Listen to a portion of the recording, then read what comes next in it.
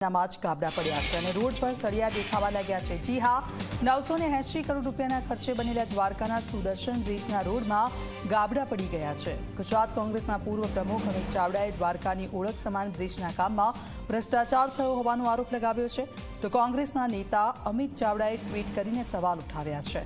માત્ર 149 દિવસમાં સુદર્શન બ્રિજના રોડમાં સળિયા દેખાવા લાગ્યા। ભ્રષ્ટાચારને ઢાંકવા તંત્ર દોડતું થયું અને થીગડા મારવામાં આવ્યા છે।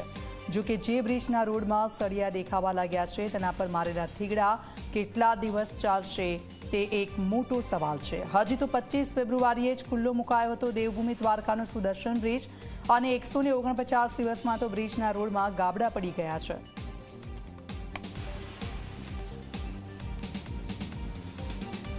તો આપ જુઓ, આ બંને દ્રશ્યો મેં આપને બતાવી રહ્યા છે કે કયા પ્રકારની સ્થિતિ છે સુદર્શન બ્રિજ પર।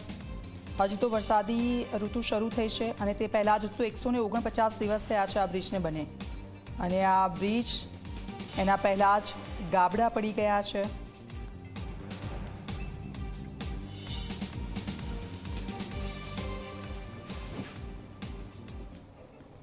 તો આ સાથે